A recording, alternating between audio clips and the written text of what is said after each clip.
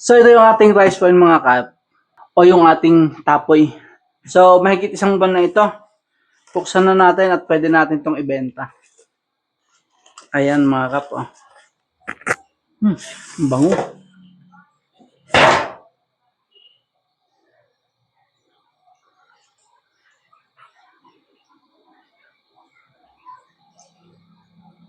Ito na mga kap yung ating rice wine. Available na yung ating rice wine mga kap.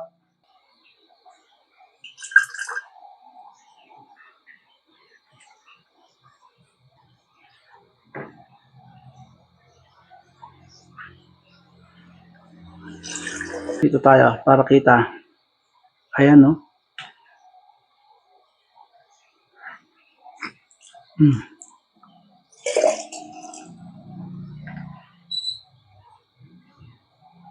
Ito ang ginamit ko dito mga kap ay malagkit na sinaing natin, saka natin na nilagyan ng yeast powder.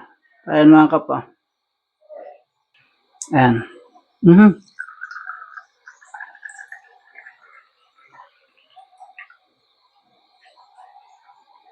Try natin.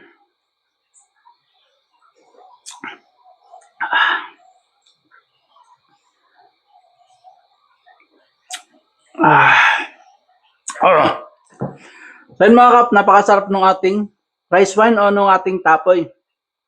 So yan, sa mga gustong bumili, punta lang kayo dito sa bahay. Ayun na, shot tayo.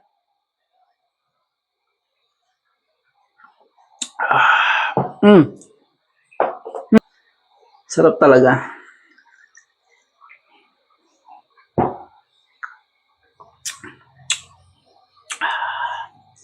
Tama-tama lang yung pagkakanimpla natin, hindi matamis.